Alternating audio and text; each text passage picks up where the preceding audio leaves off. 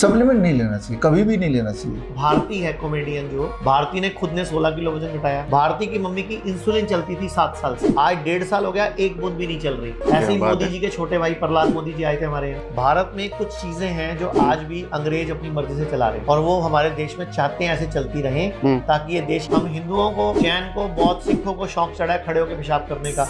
अब ये देखना कितने मुस्लिम भाइयों के कमेंट आएंगे, वो कहेंगे हमारे जो व्यक्ति जितनी बार ज्यादा खाएगा वो उतना ज्यादा डॉक्टरों को, जो एक बार खाए वो, जो 2 बार खाए वो, जो 3 बार खाए वो रोगी। बॉडी सयानी है, जो रात को खाया बॉडी निकाल रही है, इसको करने दो जो कर रही है। कोई एक एलोपैथी की दवाई का नाम बताओ जिससे कोई एक बीमारी भी ठीक होती हो। एक बीमारी थोड़ी बहुत भी ठीक होती हो, पेपर में दे दो हमें, तो हम आपको पर नाम बताने पे 1 लाख रुपए देने को तैयार। डॉक्टर ने बोला था 2-3 महीने जिंदा रहेगा, डॉक्टर मर चुका है, पेशेंट जिंदा है। आज वो 2600 एकड़ में काली हल्दी उगाता है और अभी उसने हफ्ता पहले डिफेंडर खरीदी, 6 महीने पहले ऑडी खरीदी, तो 850 रुपए की कॉस्ट आ रही है। आपको बाजार में 100 रुपए का अनार का जूस कैसे मिल रहा है किसी सच्ची कंपनी का अपने आप इंग्लिश में निकाल लेना। इतना मोटा नोटिस भेजा उन्होंने मुझे, इतना मोटा। टमाटो सॉस हमेशा उसका टेस्ट सेम कैसे है? टमाटर तो हर सीजन में टेस्ट चेंज करते हैं। आपका मन कर रहा हो किसी का सिर फोड़ने का, आत्महत्या करने का, कुछ भी ऐसा मन कर, जितने हीरो हीरोइन है, ये मेरी बात ध्यान से सुनो, ये वीडियो हर वीवीआईपी तक पहुंचानी है आपने, हर एक अमीर आदमी तक पहुंचानी है, हर एक फिल्म स्टार तक पहुंचानी है, क्योंकि इनके एक दिन की, एक मिनट की, घंटे की कीमत है। आज एक बार फिर से आप लोगों के चहेते आचार्य मनीष और साथ में डॉक्टर विश्वरूप रॉय चौधरी के साथ हम बात करेंगे हेल्थ के बारे में। पिछली बार जब हमने पॉडकास्ट किया था उस वक्त तो सिर्फ आचार्य मनीष थे और आप लोगों का बहुत भयंकर रिस्पांस मिला था। स्पेशली हमने देखा कि उसके रील्स बहुत ज़्यादा वायरल हुए थे, बहुत लोगों ने काट करके अपने हैंडल पर डाले थे। तो आज एक बार फिर से हम हेल्थ पर बात करने वाले हैं। आज थोड़ा सा स्पेशल पॉडकास्ट इसलिए है कि पिछली बार तो हमने नोएडा अपने स्टूडियो में ही किया था, आज हम पंचकुला आए हैं आचार्य मनीष आचार्य जी के सेंटर पर। वैसे एक बार तो मैं 1 हफ्ते बिता चुका हूँ आपके मेरठ वाले सेंटर पर, दोबारा इस बार दूसरा इंटरेस्ट भी मेरा यहाँ पर है, सिर्फ पॉडकास्ट करने नहीं, 1 हफ्ते में दोबारा यहाँ पे रहने आया हूँ, तो उसका एक्सपीरियंस भी बातचीत में निकाल लेंगे। 1 हफ्ते का रिजल्ट बता दो ना। 1 हफ्ते का रिजल्ट बता दें? हाँ। वैसे देखो फिजिकली तो मुझे अंदर बहुत ज्यादा चेंज मिले थे, लेकिन अगर बाहर वेट वाइज बोले तो वेट 3 किलो कम हुआ था। वो बात अलग है कि बाहर जाके मैंने 2 किलो बढ़ा लिए थे, लेकिन 3 केजी कम हुआ था। लेकिन ज्यादा अचीवमेंट आचार्य जी बताऊं आपको, वेट से ज्यादा ना मुझे ये फील हो रहा था कि मेरी बॉडी अंदर से ना बहुत हल्की हो गई है, डिटॉक्स हो गया। हाँ, ये फील हो रहा था और ये मैं किसी को बाहर बता नहीं सकता, वो सिर्फ फीलिंग है। तो आचार्य जी सबसे पहले आपसे बात करता हूँ। अभी आप थोड़ी देर पहले बात भी कर रहे थे कि खुद का डॉक्टर कैसे बने, तो कैसे बनते हैं खुद का डॉक्टर? असूल से तो हम खुद के डॉक्टर हैं। हाँ। असूल से दुनिया का हर जानवर, हर इंसान खुद का डॉक्टर है। हमारी बॉडी को अपने आप सब कुछ करना आता है। जैसे हम किचन में काम करते हैं, शेव करते हैं, कोई चाकू से, ब्लेड से कट लग जाता है, तो कोई दुनिया का डॉक्टर थोड़ी ठीक करता है, हमारी बॉडी अपने आप करती है, खुद ही हील कर लेती है, अपने आप हील कर लेती है। बचपन से लेके अब तक हमारी कई बार हड्डी टूटी होगी, मांस फटा होगा, खिंचाव आया होगा, वो हड्डी अपने आप जुड़ती है। डॉक्टर सिर्फ प्लस्तर लगाता है कि सीधी जुड़ती अपने आप है। ऐसे ही हम खाना खाते हैं, अपने आप कब पसीना आना है, कब पोटी आनी है, कब सुसु आना है, कब आंखों को झपकना है, कब सांस अंदर जानी है, कब बाहर छोड़नी है, सब कुछ बॉडी में अपने आप होता है। कुछ भी हमारे कंट्रोल में नहीं है। हमारे कंट्रोल में एक ही चीज है, बस उठा के डालना। हाँ। और यही सारी बीमारियों की जड़ है। तो खुद का डॉक्टर बनने में हम ये जो हाथ यहाँ या बार बार जाता है ना, हम इसको बोलते हैं खाना। कंट्रोल करो इसको, कि मीन्स अपने खाना को कंट्रोल कर लो, कि उसका नाम ही है खाना, वो उसको समझ जाओ। हमारे अपने हॉस्पिटल्स में, क्लिनिक्स में डॉक्टर साहब भी, मैं भी, हम एक ही चीज सिखाते हैं कि जुबान पे जिप लगा लो, क्योंकि पता नहीं दुनिया के पेट में शायद महिषासुर घुस गया है। इतना खाते हैं, सुबह उठ के खाते हैं, फिर नाश्ता करते हैं, फिर मिड मील करते हैं, फिर लंच करते हैं, फिर इवनिंग में खाते हैं, फिर रात को डिनर करते हैं, फिर रात को फिर कुछ खाते हैं। ना लीवर को रेस्ट मिलता है, ना किडनी को रेस्ट मिलता है, ना हार्ट को रेस्ट मिलता है, ना मेरे बॉडी की रिपेयरिंग नहीं हो पाती, अंदर की हीलिंग नहीं हो पाती। जो हमारी उस उम्र 100 साल 120 साल थी, वो आज की डेट में हमारी 66 रहेगी भारत में। जबकि मैंने बताया था पिछले पॉडकास्ट में भी, जापान की 84 है, चाइना की 79 है, वियतनाम की 78 है, लेकिन इंडियंस की 66 हो गई। जो कि पूरी दुनिया को आयुर्वेद सिखाया जिसने। कारण कि आयुर्वेद में लिखी बातों को मानना नहीं है। अच्छा, एक चीज मैं आपसे पूछना चाहूंगा, डॉक्टर विश्वरूप रॉय सर, आपने इनको अगर कोविड में देखा होगा, कोविड में यूट्यूब पर हेल्थ के वीडियो सबसे ज्यादा इनके चल रहे थे और आलम ये हो गया था कि वीडियो जहां भी आपके डलते थे डिलीट होता था वीडियो। वो कैसे डिलीट होता था वो हम बात नहीं करेंगे, लेकिन होता था वो। कारण थी, कंट्रोवर्सी आपके वीडियो से निकल रही थी, आप जो बातें बोलते थे बहुत सारे लोग उसको अपोज करते थे, बट जिन लोगों ने फॉलो किया, मैंने पर्सनली फील किया है कि उन लोगों को फायदा बहुत हुआ था जिन्होंने आपकी बातें करी थी। आप एक चीज हमेशा कहते हो डीआईपी डाइट, मैं थोड़ा सा इसका एक्सप्लेनेशन चाहूंगा, कैसे ये काम करता है, क्या होता है? Very simple. खास तौर पे ऐसे लोग जो मुझे सुन रहे हैं अभी, अगर आप दवाई लेते हैं ब्लड शुगर की, ब्लड प्रेशर की, हार्ट की कोई दवाई लेते हैं फॉर एग्जांपल, या अर्थराइटिस पेन वगैरह है, या आप मोटे हैं और जल्दी से बिना ज़्यादा मेहनत के पतला होना चाहते हैं, और तो what I am going to say, इसको समझना है आपको, then you can be on DIP diet. आज से it has been more than 14 years जब से ये डाइट मैं प्रोपेगेट कर रहा हूँ, और इसमें सिर्फ इतना करना है, 12 बजे तक आपको सिर्फ फल पे रहना है। 3 से 4 तरह के फल आप ले सकते हैं, 3 से 4 तरह के फल, कोई भी फल, जो फल आपको मिल जाए, लोकली मिल जाए, बॉडी वेट के अनुसार। मान लो मेरा वेट 70 kg इंटू एक जीरो और लगा दिया, that becomes 700 make eight gram, 700 ग्राम कम से कम खाना है, अधिक तो कितना भी खा सकते हैं। और लंच और डिनर करने जब बैठें तो जो भी खाना आप खाते हैं वो रखिए, रोटी सब्जी दाल चावल, वी कॉल इट प्लेट 2, उससे पहले plate 1, that becomes 3 to 4 kind of vegetable जो आप कच्चा खा सकते हैं, टमाटर, खीरा, मूली, गाजर, ककड़ी या मटर, सलाद पत्ता, लाल पीली हरी शिमला मिर्च वगैरह, according to your body weight. My body weight is 70 kg into 5, that becomes 350 grams. 350 gram अगर आप खाएंगे प्लेट 1 अपने लंच और डिनर से पहले, तो that becomes a medicine, right. तो जब आप ये करेंगे within the first 24 hours to 48 hours, आपका ब्लड शुगर नीचे आने लगेगा, दवाई छोड़ना, इंसुलिन टेपर करना मजबूरी हो जाएगी। Within 72 hours to about 5 days आपका ब्लड प्रेशर ऐसे नीचे आएगा कि you have to taper down the blood pressure medicine, या फिर छोड़ना पड़ेगा। Within a week's time आपके जो मेंटल प्रॉब्लम, मान लो नींद ना आना या डिप्रेशन, उसमें आपको इंप्रूवमेंट दिखेगा। 15 दिन लगते हैं कि अर्थराइटिस वगैरह, जॉइंट पेन वगैरह, उसमें इंप्रूवमेंट दिखने में। करीब 21 दिन लगते हैं थायराइड में इंप्रूव, 21 दिन से 2 महीना बोल सकते हैं इसको।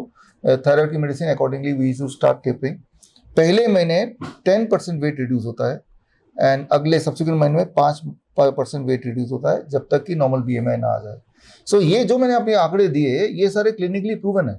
चाहे भारत सरकार ने इसका क्लिनिकल ट्रायल किया हो, चाहे नेपाल गवर्नमेंट ने किया हो, चाहे मलेशिया की यूनिवर्सिटी ने किया है, तो जो मैंने दिया, ये हम तो अपने अभी कैंप हुआ है 3 दिन का, आपने देखा ही, तो हम तो अपने कैंप में ये सब रोज ही देखते हैं, बट ये क्लिनिकली भी प्रूव हो चुका अलग अलग गवर्नमेंट लेवल पे। तो यही करना है कि जो मैंने आपको बताया पिछले 2-3 मिनट में, इसको आप 72 आवर्स तक करके देखिए, and you will be able to relate that these किस तरह से आपकी बीमारी बड़ी तेजी से भागती है। तो आप जो कह रहे हो 12 बजे पहला खाना खाना है, 12 बजे तक फल खाना है, 12 बजे तक फल खाना है। अच्छा, जो यहाँ भी हम वही फॉलो कर रहे थे। लास्ट टाइम मेरठ में रुका था, जो सुबह फल ही मिलता था, और दोपहर के टाइम पे और रात के टाइम पे पहला प्लेट वही सलाद मिलता था। ये इंटरनली कैसे काम करता है? ऐसा क्या होता है जो वजन भी घटता है, BP भी घटता है, आर्थराइटिस वालों को भी आराम मिलता है, ऐसा क्या होता है? देखिए, इसको समझना पड़ेगा। इसको समझने के लिए खास तौर पे सुबह ही हम फ्रूट डाइट क्यों लेना है, जैसे आपका अगर मैं इसको करूं, फर्स्ट स्टेप याद रखिए, हमारा जो पेनक्रियास का सर्केडियन क्लॉक है, सर्केडियन क्लॉक मतलब time table, daily time table, right. जैसे अभी आचार्य जी ने बताया कि हम सबका एक रूटीन है, वो रूटीन को बिगाड़ देंगे तो हम बिगड़ जाएंगे, बॉडी बिगड़ जाएगी। Circadian clock of the pancreas is, it gets up in the morning at 8 AM and it goes to sleep at 8 PM। अगर आपका खाना इस ब्रैकेट के बियॉन्ड है, चाहे वो दुनिया कितना अच्छा खाना क्यों ना हो, it will make you ultimately diabetic patient. तो जब पेनक्रियास सो के उठता है उससे पहले मत खाओ, जब वो पेनक्रियास सोने चले जाता है उसके बाद मत खाओ। तो जब सो के उठता है pancreas, then it needs the heaviest diet, क्योंकि वो सबसे एक्टिव है। दुनिया का हेवीएस्ट डाइट है, आप शॉक्ड होंगे, that is a fruit diet. Fruit diet heaviest diet? Heaviest है। फ्रूट का हेवीएस्ट का डेफिनेशन कुछ अलग है। वो डाइट जैसे ही खाया, एकदम से 20 से 30 मिनट में वो पूरे बॉडी में एसिमिलेट हो गया, हर सेल तक पहुंच गया। इसे मैं बोलता हूँ हेवीएस्ट, न कि पराठे कि पेट में सुबह खाया, दोपहर तक पड़ा ही हुआ है, भूख नहीं लग रही, तो हमें लगता है बड़ा हैवी खा लिया। हैवी तो वो होना चाहिए कि बॉडी के हर सेल तक पहुंच जाए जल्दी से, तो दैट इज हेवीएस्ट डाइट, वो that is a fruit diet. तो दैट इज सिग्निफिकेंस कि भाई सुबह फ्रूट क्यों। अब आते हैं green salad, raw salad lunch और डिनर में। याद रखिए कि अभी जैसे पोल्यूशन है, या जैसे मैं बात कर रहा हूँ, सांसें ले रहा हूँ, तो लगातार हमारे बॉडी के अंदर टॉक्सिक जाते रहते हैं और बॉडी उसको बाहर थ्रो करता है। उसके लिए एक ही डिटर्जेंट पाउडर है बॉडी का, that is called nitric oxide, जो ब्लड वेसल के अंदर बनता है। अभी भी बन रहा है, आपके भी मेरे भी बन रहा है, साइनस के अंदर स्टोर होता है, आपके भी मेरे भी। इसकी मात्रा को बढ़ाने के लिए अगर दुनिया में कोई ऐसा फूड है, the only thing that is raw vegetable. Raw vegetable जब जो मात्रा मैंने बताया उसमें खाएंगे तो it will increase the production of nitric oxide, और नाइट्रिक ऑक्साइड का प्रोडक्शन अगर ज्यादा बढ़ेगा तो आपका ब्लड वेसल जो है जिसमें प्लाक जमा हुआ है उसको क्लीन कर देगा, तो ब्लड वेसल विल डायलेट, उसकी डायमीटर बढ़ गई, डायमीटर बढ़ गया तो ब्लड प्रेशर घटा, डायमीटर बढ़ गया तो ब्लड फ्लो बढ़ा, तो शुगर फटाफट जहां पे ग्लूकोज है वो एसिमिलेट होने लगेगा, ब्लड में रहने की उसको जरूरत नहीं पड़ेगी। जब डायमीटर बढ़ेगा तो ब्लड सर्कुलेशन प्रॉपर होगा, रीडिस्ट्रीब्यूशन होगा, आपका मेटाबॉलिक रेट बढ़ेगा। मेटाबॉलिक रेट जब बढ़ता है तो वेट घटता है, राइट। मतलब आपका हार्ट एक इंजन है, इंजन की कैपेसिटी जितनी ज्यादा होती है उसमें पेट्रोल की खपत इतनी ज्यादा होती है, तो आपको भूख ज्यादा लगेगी। तो एक ही तीर से आपका ब्लड शुगर भी कम हो रहा है, ब्लड प्रेशर भी कम हो रहा है। अब इन्फ्लेमेटरी मार्कर है, आपके घुटने में जॉइंट में पेन है तो इन्फ्लेमेशन है, घाव है, वहां पे माइक्रो घाव बोलते हैं। तो जो नाइट्रिक ऑक्साइड से जो क्लीनिंग एक्टिविटी होती है तो जो माइक्रो घाव है उसको हील करता है, वो हील होगा तो आपका दर्द अपने आप ही कम हो जाएगा। तो वैसे भी वेट जब थोड़ा सा रिड्यूस होगा जहां से होना चाहिए, हम हड्डियों का वेट नहीं घटाएंगे ये फूड, राइट, ना ही वो मसल्स का वेट घटाएगा, जहां एक्सेस फैट अगर है तो वो घटेगा। तो इससे इन्फ्लेमेटरी मार्कर घटते हैं, और सबसे इंपॉर्टेंट बात, आपका जो पेन है, जॉइंट पेन है, it goes away, it goes away. Joint में अगर आप झांक के देखेंगे, जॉइंट जहां भी है वहां शुगर डिपॉजिट मिलेगा, शुगर डिपॉजिट, ओके। राइट। तो जो जब जैसे मान लो आप 1 किलो रसगुल्ले खाएं और मैं 1 किलो रसगुल्ले खाएं, हो सकता है कि मेरा ब्लड का शुगर उतना ही रहे और आपका ब्लड का शुगर बढ़ जाए, क्योंकि वो डिपॉजिट हुआ। हाँ, मेरे केस में क्या होगा कि ब्लड से शुगर निकाल दिया लेकिन घुटने में डाल दिया, तो मैं डायबिटिक तो नहीं होगा लेकिन मुझे जॉइंट पेन होने लगेगा, राइट। सो जब भी जॉइंट पेन है तो जॉइंट में वो पेन में क्या चीज है, वो शुगर डिपॉजिट है। डिमेंशिया में क्या है, ब्रेन में शुगर डिपॉजिट है। पार्किंसन में क्या है, शुगर डिपॉजिट, इसलिए डिमेंशिया पार्किंसन को डायबिटीज टाइप 3 बोलते हैं। तो एक्चुअली पूरे बॉडी में जहां जहां शुगर डिपॉजिट है उसको भगा देना है। तो एक ही काम कर रहे हैं आप, एक्चुअली ये डीआईपी डाइट से आप शुगर के डिपॉजिट को भगा रहे हैं अलग, चाहे वो ब्लड में हो, चाहे वो जॉइंट में हो, चाहे वो ब्रेन में हो। तो वो सारे इफेक्ट टुगेदर आ रहे हैं जैसा मैंने आपको बताया। तो मतलब सिर्फ शुगर का डिपॉजिट हट जाने से ये सारी बीमारियां अपने आप हटती चली जाती हैं। शुगर का डिपॉजिट अगर पैर में होगा तो जॉइंट पेन होगा, वो ब्लड में रहेगा तो कमजोरी आएगी, इम्यूनिटी कम हो जाएगा, वो ब्रेन में रहेगा तो ब्रेन से जुड़े डिसऑर्डर होंगे। तो जहां भी मान लो स्किन के अंदर छुप जाते हैं कई लोगों के, तो फिर स्किन उनके रिंकल आ जाते हैं, जल्दी वो बूढ़े लगने लगते हैं। तो इट इज कि जब ब्लड में शुगर है तो बॉडी उस शुगर को कहाँ छुपा रहा है, किसी के हार्ट में छुपाएगा तो उसको हार्ट डिजीज पेशेंट बोल देंगे, किसी किडनी में छुपाएगा तो उसी इंसान को फिर क्रॉनिक किडनी डिजीज पेशेंट बोलेंगे। तो ये सारी बीमारियां एक ही हैं, उसका जो विलेन है वो पीछे से एक ही है, एक्सेस ग्लूकोज जो कि कहीं कहीं डिपॉजिट हो रहा है। और डीआईपी डाइट क्या कर रहा है, जहां भी वो छुप के बैठा है वहीं से निकाल रहा है। तो वो एक ही काम कर रहा है इन जनरल कि भाई शुगर को क्लीन कर रहा है, हटा रहा है। अब जहां से हटा रहा है वो वाला सिम्टम गायब है, दैट्स हाउ इट इज। तो पहला जो आपने फ्रूट बताया, उन फ्रूट में बेस्ट फ्रूट कौन कौन से लिए आ सकते हैं? बेस्ट फ्रूट वो है जो सबसे सस्ता मिले, सस्ता सा वही मिलेगा जो लोकल होगा, जो उसी वक्त ग्रोन होगा, जो मौसम का होगा। तो आपको ये देखना है कि आप जाइए मार्केट में और देखिए सबसे सस्ता कौन सा मिल रहा है, जो ढेर सारा हो, सब जगह वही फल दिख रहा है। जैसे आम के मौसम में हर जगह आम ही आम दिखते हैं और सबसे सस्ता मिलता है, मतलब इसका मौसम होता है। मौसम में जो फल है वो कैसे पहचानेंगे, सबसे सस्ता होगा, ऑब्वियसली सबसे एबंडेंट होगा, तो वो फल आप लीजिए, मौसम का फल, उसी से, क्योंकि उसी मौसम में आप भी रहते हैं। ये एक अलग डेफिनेशन बताई आपने, वो बेस्ट है जो सबसे सस्ता है।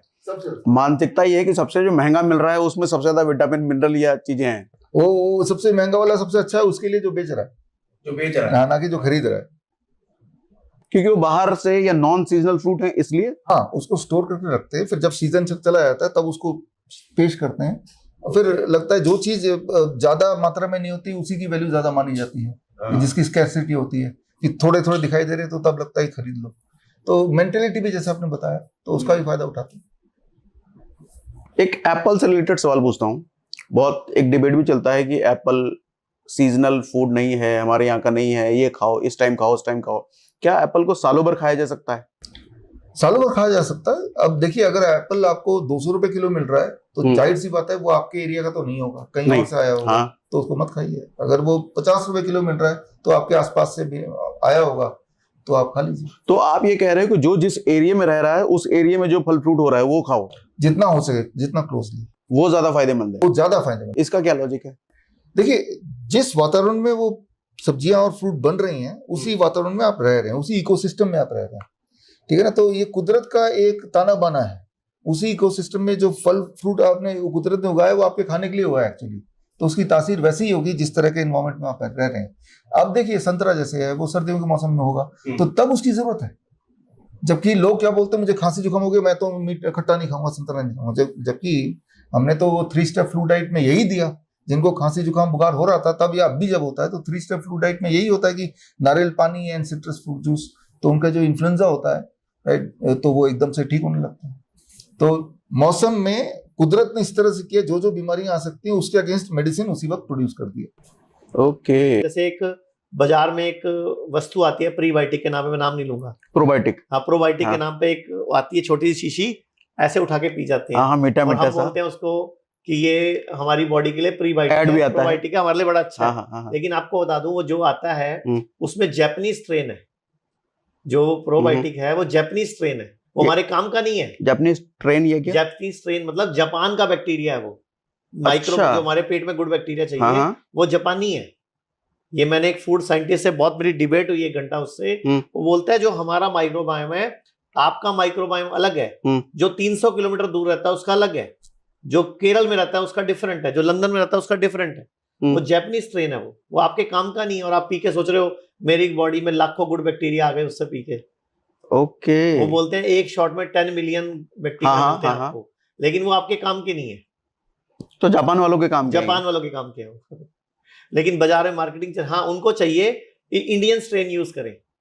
तो इंडियन स्ट्रेन में क्या ऑप्शन इंडियन है? स्ट्रेन जो हमारी बॉडी, जैसे हम दही बचपन से खाते थे, हाँ। दही क्यों खाते थे हम, लस्सी क्यों पीते थे, गुड बैक्टीरिया के लिए ना। अभी हम लोग भी अपने हॉस्पिटल में नारियल का दूध सिखाते हैं, बादाम का दूध, मूंगफली का दूध, और उसकी दही बनाना सिखाते हैं। इवन के जो मिलेट्स बनाते हैं उसमें खमीर उठा के, माइक्रोबायोम उसमें गुड बैक्टीरिया पैदा करके खमीर उठा के बोलते हैं उसको, तो वो खिलाते थे, अच्छा था वो। अच्छा, ये नई बात बताई आपने, ये पता ही नहीं था। इसको साइंटिफिकली डॉक्टर साहब समझा पाएंगे। देखिए इसमें बड़ा सिंपल करते हैं। हमारे ब्रेन का जो अगर वेट करेंगे that is 1.5 kg, that is the weight of your brain.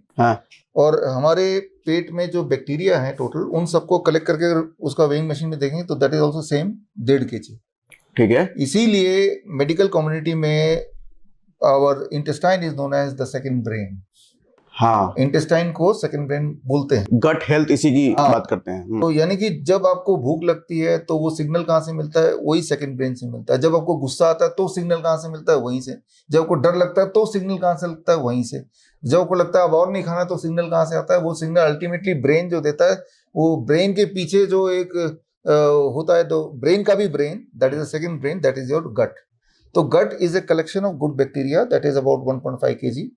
लेकिन जब आप ऐसे फूड लेते हैं, द काइंड ऑफ फूड जो कि मान लो अभी जापानीज स्ट्रेन की बात कर रहे हैं, तो जब वो आ जाएगा उस कम्युनिटी में तो इनकी कम्युनिटी गुड बैक्टीरिया की कम होने लगेगी, उनकी तादाद ज्यादा होने लगेगी। जब इस मिक्स एंड मैच से now the beginning of the disease, क्योंकि अब जो सिग्नल जाएगा ब्रेन को that will be misleading signal. हाँ, मतलब कंफ्यूजन पैदा हो गया बॉडी के लिए। मैं एक छोटा सा एग्जांपल देता हूँ। फॉर एग्जांपल मान लो आप फास्ट फूड खाते हैं, तो उससे जो हर बच्चा ना अगर पेट भरा तब भी खा लेगा वो, ठीक है ना। तो जब वो ज्यादा खाएगा तो जो हार्मोन, जो बैक्टीरिया हंगर क्रिएट करती है उसकी तादाद बढ़ा देता है वो, राइट, जिसकी जरूरत नहीं है एक लिमिट के बाद।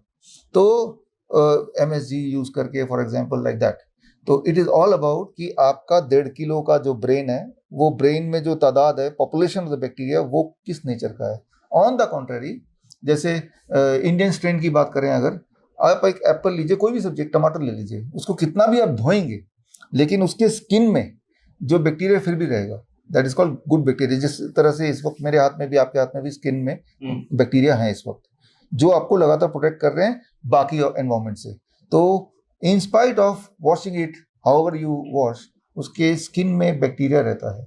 उस टमाटर को जब आप कच्चा खाते हैं तो वो बैक्टीरिया पेट में चला गया, गुड बैक्टीरिया, इंडियन स्ट्रेन। अब ये good bacteria will work for you as a second brain. तो इस तरह से फॉर एग्जांपल विटामिन B12, आप गौर करेंगे कि बोलते हैं कि डेयरी प्रोडक्ट लेना पड़ेगा, नहीं तो विटामिन B12 कहाँ से आएगा, हाँ, है ना, ये एक सवाल होता है।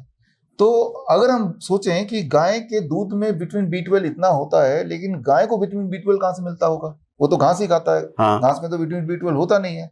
जब आप घास खा रहे हैं, मान लो एक गाय है, मान लो मैं ही गाय हूं, और जब ये खाएंगे तो इसके स्किन में देयर आर गुड बैक्टीरिया, वो भी पेट के अंदर जाएगा।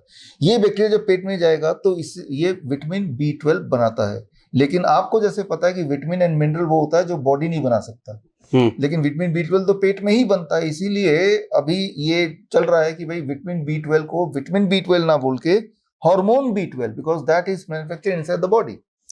तो बॉडी के अंदर मैन्युफैक्चरिंग का जो काम है वो बैक्टीरिया के हाथ में है, जो 1.5 किलो स्टमक में होता है।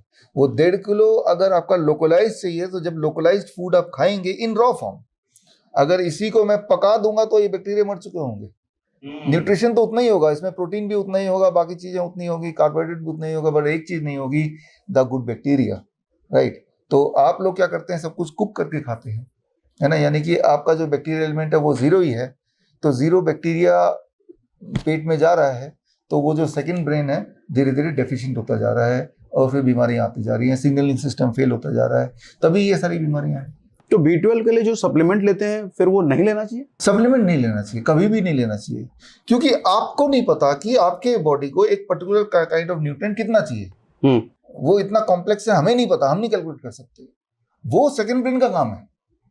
सेकंड मतलब आपका गट का काम है। तो आपने गट को पूरी तरह से न्यूट्रिशन दे दिया, the kind of food DIP diet. अब लेट द गट डिसाइड कि उसमें कौन सा एलिमेंट कितना चाहिए, कितना पोटेशियम चाहिए, कितना सोडियम चाहिए, कितना कैल्शियम चाहिए, कितना B12 चाहिए, और जो चीज नहीं चाहिए वो स्टूल से पास आउट कर देता है। वो कैलकुलेशन हर पल हो रहा है, इस पल भी होगा, है ना। तभी आप रोज जाते हैं ना टॉयलेट में जाते हैं, क्यों जाते हैं, क्योंकि वो गट ने डिसाइड किया इतना बॉडी को चाहिए, ये नहीं चाहिए, तो वो न्यूट्रिशन इज गॉन आउट। तो वो calculation is happening every moment. आपको सिर्फ राइट न्यूट्रिशन स्टमक तक ही पहुंचाना है, उसके आगे आपको नहीं चिंता करना है, that is not your job. तो फिर तो ऐसा है, हम जो मल्टीविटामिन लेते हैं या कोई प्रोटीन सप्लीमेंट लेता है, ये सब नहीं लेना चाहिए? ये सब बहुत डेंजरस है, डेंजरस टू द एक्सटेंट कि मान लो विटामिन E है, एप्पल लेंगे उसके अंदर विटामिन E है, वो जब खाएंगे तो आपके हार्ट के लिए अच्छा है, लेकिन उसी एप्पल से विटामिन E आप निकाल लेंगे, अब उसका एक कैप्सूल बना खाएंगे तो ये हार्ट को नुकसान कर देगा। कैसे? ये कैसे कि मैं आपको समझाता हूँ एक एग्जांपल से। मान लो एक कार में बोलता हूँ, इसमें कौन सा वाला पार्ट ज्यादा इंपॉर्टेंट है उसको एक जगह से दूसरी जगह ले जाने के लिए, आप बोलेंगे इंजन, ठीक है ना, कि इंजन की वजह से गाड़ी एक्चुअली मूव करती है। कोई बोलेगा टायर, अगर टायर नहीं होता तो नहीं मूव करेगी, कोई ना कोई कुछ बोलेगा। मान लो इंजन को लेते हैं, तो मैं सोचता हूँ कि इंजन ही सबसे उपयोगी है, तो इंजन को मैं निकालता हूँ अलग से, उसके ऊपर बैठ जाता हूँ, कि अब भी मुझे वो ट्रेवल करा के ले जा सकती नहीं। सिमिलरली जो विटामिन E है, फॉर दैट मैटर कोई भी विटामिन है, वो तभी आपके बॉडी में काम करेगा जब उसके पास बाकी विटामिन का एक कॉम्पोजिशन होगा। इंजन भी आपके लिए वैल्यूबल तभी है जब उसके पास सीट भी होगी, पहिया भी होगा, तभी जाके इंजन की वजह से आप आगे पहुंचेंगे। तो ये सारे जो मिनरल्स हैं, जैसे मान लो एप्पल की बात कर रहे हैं, उसमें 52 अलग अलग काइंड ऑफ न्यूट्रिएंट हैं, तो वो न्यूट्रिएंट इस तरह से पैक है कि एक दूसरे को सपोर्ट करते हुए बॉडी को एक आउटपुट देते हैं। उनमें से एक चीज निकाल दिया इंजन फॉर एग्जाम्पल हियर, और फिर सोचा कि वही वाला एडवांटेज मिलेगा, नहीं मिलेगा, उल्टा उसी जो एडवांटेज मिल रहा था वही अमाउंट में नुकसान होगा। इसके बहुत सारे रिसर्च पेपर दुनिया भर में है। इनफैक्ट मेरी किताब अगले हफ्ते आ रही है इसी समय, अगले सैटरडे को, भगत सिंह जयंती के दिन, the world's best the DIP guide. उसमें मैंने सारे दुनिया के रिसर्च पेपर डाल दिए हैं, जिसमें ये साबित होता है कि आपका सवाल का जवाब, कि सप्लीमेंट, प्रोटीन पाउडर, इससे सिर्फ एक ही चीज होता है, इंसान पेशेंट बन जाता है। Supplements are not only worthless, it is too much dangerous. It can cause heart disease, it can cause erectile dysfunction and cancer. ये proven हो चुका है, ये कोई नई बात नहीं बता रहा हूँ। नई बात ये है कि ये आपको नहीं पता। नहीं, मैं प्रैक्टिकल बताता हूँ आपको। अगर अभी आप हमारे हॉस्पिटल में, जैसे अभी हम हिम्स पंचकूला में नीचे 2 पेशेंट हैं, अभी हैं, अगर चाहो तो मिलवा देते हैं, जिसको जिम में सप्लीमेंट लेने के बाद उसकी किडनी बैठ गई है नीचे। अभी पेशेंट है हमारे पास जिसने जिम में सप्लीमेंट लिए, वो जो उसके हेल्थ कोच ने बताया उसको, और आजकल के बच्चे बहुत ले रहे हैं। इवन कि एक नीचे बच्चा और भी है जो कि नागपुर से है और संन्यास लिया हुआ बच्चा है, और जो आपने भी मिला होगा, जो बुद्धा, तो उस बच्चे को फीवर हुआ था और उसने 7 डेज सिर्फ फीवर की दवाई खाई थी, जुकाम की, खांसी और फीवर की दवाई खाई, और 7 डेज के बाद 15 डेज के अंदर उसकी किडनी फेल कर गई। मतलब मैंने पिछले आपके पॉडकास्ट में बोला था कि दुनिया की सबसे खराब दवाई बुखार की दवाई है। हाँ, बोला था। मैंने आपको ये भी बोला था, दुनिया में कोई एक दवाई का नाम बता दो। मैंने चैनल पे भी बोला था आपके कि मुझे कोई एक दवाई का नाम बताओ। डॉक्टर विश्वरूप का मेरा चैलेंज है, कोई एक एलोपैथी की दवाई का नाम बताओ जिससे कोई एक बीमारी भी ठीक होती हो। नहीं, एक बीमारी थोड़ी बहुत भी ठीक थोड़ी होती बहुत भी ठीक होती हो, पेपर में दे दो हमें, तो हम आपको पर नाम बताने पे 1 लाख रुपए देने को तैयार है। तो वो बच्चे की बुखार की गोली, जुकाम की गोली और खांसी की गोली खाने से, दवाई खाने से उस बच्चे की किडनी फेल हो गई। 2.5 साल से वो हफ्ते में रोज डायलिसिस करा रहा था। 1 साल उसका रोज डायलिसिस चला है। पहले हफ्ते में 3 दिन चलता था। अब भी हमारे हॉस्पिटल में आज उसका 6ठा दिन है और एक सिंगल डायलिसिस नहीं हुआ उसका। अच्छा। और उसके फिस्टुला बना हुआ है, और उसको आप फोटो दिखाना इसमें, उसकी एक बाजू नॉर्मल है, एक बाजू इतनी मोटी है, मतलब इस वाली बाजू के मुकाबले ये बाजू 3 गुनी मोटी हो चुकी है, जिस पे फिस्टुला बना हुआ है। ओके। और तो ये हाथ हिला भी नहीं पा रहा। तो 1 हफ्ते में ऐसा क्या क्या हुआ? वही DIP डाइट, नंगे पांव घास पे घूमना, धूप लेना, सर के लेक्चर, मेरा लेक्चर और हमारी डाइट, साथ में वो हॉट वाटर इम्प्रेशन। यस, जो हमारा अच्छा, ग्रेड हाँ। सिस्टम है, ग्रेविटेशनल रेजिस्टेंट एंड डाइट। वो आपने नीचे मुझे दिखाया जो जमीन पे पड़ा हुआ है। नहीं, पानी में बैठना होता है। 40 डिग्री टेम्परेचर में पर्सन को यहाँ तक पानी में बैठना होता है। जब ऐसे बैठते हैं तो आप ये समझिए कि यहाँ से ऊपर वाला जो हिस्सा है, जैसे हम लोग बैठे हैं तो, हाँ मैंने करा है, मेरठ वाले सेंटर में आपने कराया था, है ना? हाँ। वो बाथ टब में लिटा करके इतना हिस्सा सिर्फ बाहर होता है। हाँ, तो जितना हिस्सा बाहर, अभी तो पूरा हम बाटम में बैठे हैं तो एटमॉस्फेयर प्रेशर है, और जितना हिस्सा पानी के अंदर है that is pressure of water along with atmosphere pressure. This means a difference of pressure between the two part of the body is आपका जो कार्डियक आउटपुट है दैट इंक्रीजेस बाय 20%। ओके। और इस इंक्रीज से आपके बॉडी में curative activity शुरू हो जाता है।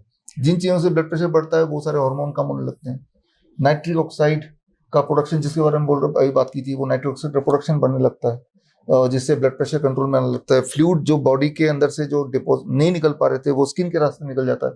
Skin becomes a third kidney, skin तीसरा किडनी बन जाता है। और 2 घंटे बाद जब पेशेंट बाहर निकलता है तो उसका वेट 500 ग्राम, 1 किलो, कभी 2 किलो भी कम हो जाता है। मैंने फील किया है 20-20 मिनट लिटाते थे उसमें, बिठाते थे, नहीं, वो आप बहुत वीकनेस लगता था। आप हेल्दी हो ना, इससे 20 मिनट बिठाया आपको। अच्छा। वीकनेस नहीं है वो आपकी, जब आपको बुखार होता है तब आपको वीकनेस फील होता है। हाँ। लेकिन बुखार में आपकी बॉडी अंदर से हील कर रही है, लड़ रही है, लेकिन आप उसे नाम दे दिया वीकनेस। कमजोरी फील हो रही है तो आपको लगता है कुछ खा लो। एक्चुअली जब भी बॉडी में हीलिंग होगी, अगले मौसम के लिए तैयारी शुरू होगी, प्रिपरेशन होगी, तो उस टाइम आपने उसको नाम दिया वीकनेस, हम उसको बोलते हैं रेस्ट करो। बॉडी अपने आप को अगले मौसम के लिए तैयार कर रही है। ओके। जैसे अब अगर आपको ओलंपिक की रेस जीतनी है, उसके लिए आप 4 साल से तैयारी कर रहे हो। एक तरीका है, आप इतना भाग रहे हो कि आपको पसीना निकल रहा है और रात को आप थक टूट के सो रहे हो, लेकिन दूसरे की नजर में आप थक टूट के सो रहे हो। आपकी नजर में, अंदर बॉडी की नजर में आप रेस्ट कर रहे हो, वापस से सेल्स को रिजेनरेट करने के लिए, हीलिंग के लिए, अगले दिन की तैयारी के लिए। तो ऐसे ही वो जो हॉट वाटर इमर्शन है, जब उसमें हम बैठते हैं तो हीट शॉक प्रोटीन डेवलप होता है। तो जो किडनी के पेशेंट है जिनका डायलिसिस बंद हुआ, वो हीट शॉक प्रोटीन से किडनी के नेफ्रॉन्स दोबारा से पुनर्जीवन मिल रहा है उनको, वापस जिंदा हो रहे हैं। वो किडनी वापस अपने को रिजेनरेट कर रही है, रिपेयर कर रही है, हील कर रही है अपने आप को। तभी तो डायलिसिस बंद हो रहा है या कम हो रहा है ना। हमारी एक स्टडी भी है, दयानंद आयुर्वेदिक मेडिकल कॉलेज जलंधर और श्रीधर यूनिवर्सिटी पिलानी, इन्होंने 6 महीने की एक ऑब्जर्वेशन स्टडी की थी। मैं चाहूंगा स्टडी की पिक्चर आप यहाँ स्क्रीन पे दिखा देना। ठीक है। तो 6 महीने में 100 पेशेंट पे स्टडी हुई थी, तो 75% पेशेंट का डायलिसिस बंद हो गया। क्या बात।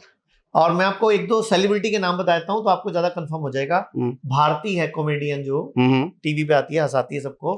तो भारती की मम्मी को 2022 दिसंबर में मुंबई में कोकिलाबेन में बोल दिया गया था कि ये अब बचेंगी नहीं, इनकी हालत बहुत खराब है, इनको ले जाओ, सेवा करो। तो भारती का मुझे फोन आया, मैं लंदन में था, सर भी उस टाइम वियतनाम गए हुए थे, तो हमारी बात हुई। मैंने कहते जब डॉक्टर ने बोला सेवा ही करो तो बुला लेते हैं उसको। तब नया नया हॉस्पिटल खुला था हमारा मेरठ वाला। भारती की मम्मी वहां हमारे पास लगभग 2.25 महीने रही। भारती ने खुद ने 16 किलो वजन घटाया। भारती की मम्मी की इंसुलिन चलती थी 7 साल से, आज 1.5 साल हो गया, 1 बूंद भी नहीं चल रही। भारती की मम्मी को डॉक्टर ने डायलिसिस बोला था हफ्ते में 2 बार, आज 1.5 साल में एक भी डायलिसिस नहीं हुआ। भारती की मम्मी जब आई थी तो 25-27 गोलियां खाती थी, इतनी बुक भर के गोलियां खाती थी। बुक बोलते हैं पंजाबी में, बुक मतलब मुट्ठी भर के गोलियां खाती थी। आज 1.5 साल से कोई गोली नहीं खा रही। सिर्फ आयुर्वेद से, नेचुरोपैथी से, हॉट वाटर इमर्शन से उन्होंने अपने आप को मेंटेन किया हुआ है। ऐसे ही मोदी जी के छोटे भाई प्रहलाद मोदी जी आए थे हमारे यहाँ, वो भी हमारे यहाँ लगभग 14 दिन रहे थे। जब आए थे तो 10 कदम चलने में सांस फूल जाती थी, 1 साल बाद जब तक उनसे मेरी बात हुई, 1 साल हो गया उनको, अब वो कहते हैं मैं पूरा आधा किलोमीटर घूम लेता हूँ, मुझे कोई सांस नहीं फूलती। उनका हफ्ते में 3 डायलिसिस होता था, जो हमारे आने के बाद 10-12 दिन में 1 होने लग गया। ओके। और बीपी शुगर की गोली उनकी जो कई सालों से चल रही थी वो बंद हो गई। तो मतलब सारा खेल हीलिंग का है, सोच का है, एनवायरनमेंट का है, डाइट का है। अगर कहना मानेंगे, और ये सबके पीछे जो बेस है वो DIP डाइट है। मींस पहले फ्रूट्स खाने नाश्ते में, लंच और डिनर में पहले सैलेड खाने। और बिल क्लिंटन, जब बिल क्लिंटन बीमार पड़े थे, चेल्सी की शादी थी उस टाइम पे, और अमेरिका के राष्ट्रपति थे उस टाइम, वो खुद बीमार पड़े थे, उन्होंने इसी DIP डाइट से, इसका नाम DIP डाइट तो भारत में डॉक्टर BRC ने दिया है, इसका नाम ये चाइनीज स्टडी से निकला, चाइना स्टडी से। तो उन्होंने इसी डाइट से अपनी हार्ट प्रॉब्लम को रिवर्स किया, अपना ऑपरेशन रुका, अपना 10 किलो वजन घटाया, अपनी बॉडी में उनका पेनक्रियाटाइटिस की प्रॉब्लम थी उसको सॉल्व किया, उनका स्टंट था वो भी उन्होंने निकलवा दिया इसी डाइट से। और इस डाइट से अगर आप गूगल में, आप यूट्यूब पे बोल दो कि ये जो अभी बात सुन रहे हो, जिस जिसको DIP डाइट से फायदा हुआ है वो नीचे कृपया कमेंट डाल दें। अब आप देखना नीचे कितने कमेंट आएंगे। हाँ बिल्कुल, प्लीज हाँ कमेंट जरूर करें। और जिनको DIP डाइट से या हमारी बताई किसी बात से फायदा हुआ है तो एक नंबर भी दे देते हैं, आप उस पर अपनी वीडियो भी डाल दीजिए। हाँ, मतलब एक वीडियो भी डाल दीजिए, स्क्रीन पे एक नंबर डाल देते हैं, अपनी वीडियो रिकॉर्ड करके भी डालना आप लोग, जिनको DIP डाइट से, ग्रैड सिस्टम से, नंगे पांव घास पे घूमने से, 0 वोट बेडशीट से जिसको हम अर्थिंग बोलते हैं, या फ्लू डाइट से, किसी भी तरह से, या आयुर्वेद से कभी कोई फायदा हुआ है तो नीचे अपनी वीडियो जरूर डालें और कमेंट जरूर करें कि हाँ मैंने यूज करी, ये पावरफुल डाइट है। हाँ वो नंबर हम लगा देंगे, ठीक है। आप जो कह रहे हो अभी कि मेडिसिन, ये गोलियां, दवाइयां, किसी से कुछ भी नहीं फर्क पड़ता, तो ये जो चल रहा है पूरा हमारे चारों ही तरफ, ये क्या है फिर? ये हर जगह मेडिसिन ही तो है। अंग्रेजों ने 150 साल मेहनत की है इसके लिए। भारत में कुछ चीजें हैं जो आज भी अंग्रेज अपनी मर्जी से चला रहे हैं, और वो हमारे देश में चाहते हैं ऐसे चलती रहें ताकि ये देश आगे ना बढ़ पाए। जैसे हमारे देश में एजुकेशन सिस्टम, जिसमें एजुकेशन के नाम पे कुछ भी नहीं है, जो हमने पढ़ा, इन्होंने पढ़ा, आपने पढ़ा बचपन में, वो आपको कभी काम आता है क्या? ना, बिल्कुल नहीं। तो एजुकेशन सिस्टम जो हमारा गुरुकुल सिस्टम था, उन्होंने ध्वस्त करके अपना मैकॉले सिस्टम दे दिया जो कभी काम नहीं आता। हाँ। दूसरा इस भारत में चलता है जुडिशरी सिस्टम, जिसमें किसी को भी कभी कोई न्याय नहीं मिलता। 10 साल 20 साल धक्के खाता रहता है, तारीख पे तारीख, तारीख पे तारीख मिलती है, न्याय नहीं मिलता। तीसरा है हेल्थ केयर सिस्टम, जो उनके हाथ में है, जिसमें केयर नहीं है, हेल्थ लूट सिस्टम है। यहाँ भी तारीख पे तारीख मिलती है। यहाँ भी बस नहीं, यहाँ तो बीमारी के बाद बीमारी मिलती है, साइड इफेक्ट मिलते हैं। और लोगों को लगता है डॉक्टर भगवान है, वो जो बोल रहा बता रहा। डॉक्टर का कसूर नहीं है, उनको जो पढ़ाया जा रहा है वही करेंगे। एक चौथा है, हमारी फसलों को बर्बाद कर दिया पेस्टिसाइड डाल के, हर्बिसाइड डाल के, और हमारी मिट्टी का कार्बन कंटेंट खत्म कर दिया। हमारी मिट्टी में जो तत्व होने चाहिए, जिंक होना चाहिए, मैग्नीशियम होना चाहिए, वो कम हो गए, तो हमारे शरीर में जान ही नहीं बची, तो हम बीमार हो रहे हैं। ये सारे सिस्टम अंग्रेजों ने अपने कंट्रोल में ले रखे हैं एक तरह से। और हमारे देश के लोग ऐसे हैं, जो चीज बाहर से आती है उसकी वैल्यू करते हैं, जो चीज भारत की उसकी वैल्यू नहीं करते। जैसे अब मैं अभी थोड़े दिन पहले तुर्की गया था, तो तुर्की में इस्तांबुल को छोड़ दें तो इस्तांबुल में इंग्लिश टॉयलेट सीट है, लेकिन बाकी पूरे तुर्की में आज भी इंडियन टॉयलेट सीट है। और जब मैंने वहां पूछा लोगों से, तो वहां नी सर्जरी है ही नहीं ना। अब जो इंडियन टॉयलेट सीट पे जाएगा ना, तो बच्चे ऑपरेशन से पैदा होंगे, क्योंकि दिन भर आप 2-3 बार ऊपर नीचे बैठ रहे हो। आज भी मुस्लिम लोग नीचे बैठ के पेशाब करते हैं। हम भारतीयों को ही, हम हिंदुओं को, जैन को, बौद्ध सिखों को शौक चढ़ा है खड़े होकर पेशाब करने का। सारों का 40 साल के बाद प्रोस्टेट की प्रॉब्लम शुरू हो रही है, सबका ब्लैडर खाली नहीं हो रहा, किडनियां फेल हो रही हैं।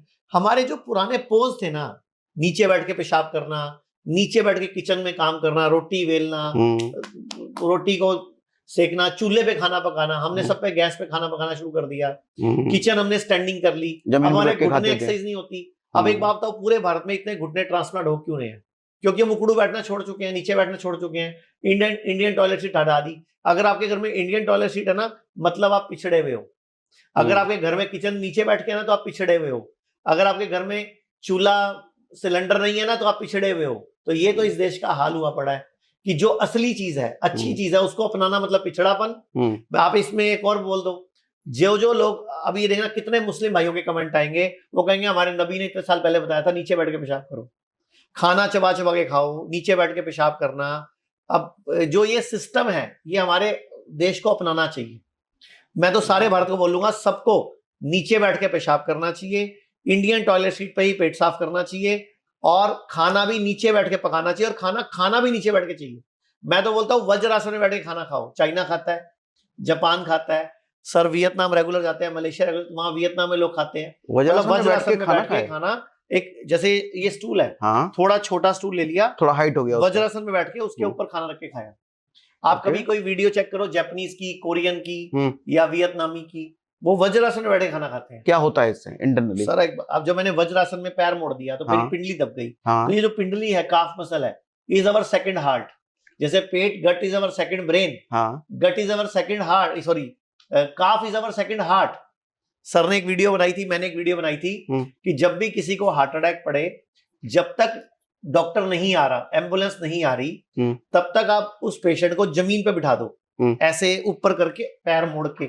आप वो किस्सा बता दो ना, जो एक अपने किसी को हार्ट अटैक पड़ा था, आरटीओ के सामने, वो पेपर में भी छपा था, वो पेपर या स्क्रीन पे दिखा देंगे उस टाइम पे। वो आपके ही फॉलोवर थे। हाँ, वो तो आरटीओ हैं नागपुर के, नागपुर के आरटीओ। तो रवि नाम है उनका, और उनके अगेंस्ट कुछ नेता लोग आए थे, कुछ अपना प्रोटेस्ट करने मांग ले, और नेता का जो लीडर था उनके पास वहीं पे हार्ट अटैक आ गया। सारी मीडिया थी तब, क्योंकि वो मीडिया लेके ही आया था, और फिर उन्होंने तो वही किया जैसे अभी बता रहे हैं कि जैसे ही हार्ट अटैक का सिम्टम आता है तो ये आपका सेकेंड हार्ट है, ये आपका प्राइमरी हार्ट है। दोनों हार्ट को अगर हम क्लोज कर लेते हैं, इस तरह से अगर बिठा दो पेशेंट को लाइक दिस, जमीन पे, अभी तो चेयर पे बैठा हूँ, मतलब लिटा के जमीन में? नहीं, जमीन पे बिठा दो। अच्छा, बिठा दो। ये ऐसे ही बैठ गया, वो खुद ही बैठ सकता है। This is the posture. तो इस पोस्चर में जो हार्ट में जो खिंचाव है वो कम हो जाता है। तो रवि जी हैं आरटीओ, वो हमारे फॉलोअर रहे हैं, तो उन्हें पता था ये 2 स्टेप करने हैं, अभी ठीक हो जाएगा, जब तक हॉस्पिटल ले जाएंगे तब तक तो मर भी हो जाएगा। उन्होंने किया, और it was in front of the media, और अगले दिन मीडिया में, मेन स्ट्रीम मीडिया में, अखबारों में आया ये चीज। सो वही ये उदाहरण है, मतलब ये कि बड़ा दिखने वाली प्रॉब्लम, जैसे मैंने बताया भी आपके कि हेडेक से लेके हार्ट अटैक तक जो चीजें दिखती हैं बड़ी, वो बहुत आसानी से आप सॉल्व कर सकते हैं if you know the right techniques. ये सिंपल चीजें हैं। Only thing is it is not, वो उस तरह से नहीं फैली जिस तरह से इस नॉलेज को फैलना चाहिए। ये काफ मसल के बारे में थोड़ा और बताइए, कैसे सेकंड हार्ट है? देखिए, काफ मसल क्या है, समझिए इसको। जितनी बार आप पैर हिलाते हैं, जैसे मैंने पैर हिलाया अभी, या कुछ लोगों की आदत भी होती है ऐसे पैर हिलते रहते हैं, आपने देखा भी होगा, लोग बोलते हैं तो ये तो एक पैर नहीं हिलाना चाहिए, बैड बिहेवियर है, या अशुभ है, लाइक दैट। जब ऐसे पैर मेरा हिल रहा है तो ये जो काफ मसल्स हैं, इसमें ब्लड उतना ही इजेक्ट हो रहा है जितना एक हार्ट बीट में एक चैम्बर से दूसरे चैम्बर में ब्लड जाता है, अबाउट 80 ml।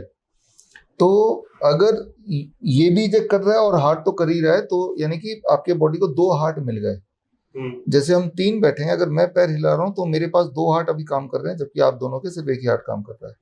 तो जब ये दोनों जो लोग मुझे सुन रहे हैं, आप जरा देखिएगा कि जितने भी लोग आप मिलेंगे जिनकी आदतन पैर हिलाने की है, उनमें ना तो डायबिटीज होगी, ना तो उनका बीपी बढ़ा होगा, ना वो बहुत मोटे होंगे, ना बहुत गुस्सा आता होगा, राइट। उनकी हेल्थ में, क्योंकि 2 हार्ट काम कर रहा है, जब भी बैठे अनजाने में पैर हिलते रहते हैं। जैसे मान लो टेलर है, टेलर को तो चलता ही रहता है। आप एक बीमार टेलर लेके दिखा दो। हमने तो एक चैलेंज रखा था कि अगर आप कोई ऐसा टेलर दिखा दोगे, ये रखा था हमने सुभाष चंद्र बोस जयंती इसी साल, और ये सरोजिनी नायडू जयंती 20 फरवरी तक रखा था। इस बीच में आप एक ऐसा टेलर लाके दिखा दो पूरे देश में से जो डायबिटिक हो, डायबिटिक टेलर, ओके, पूरे देश में से ढूंढ के अल्टीमेटली 2 आए भी हमारे पास।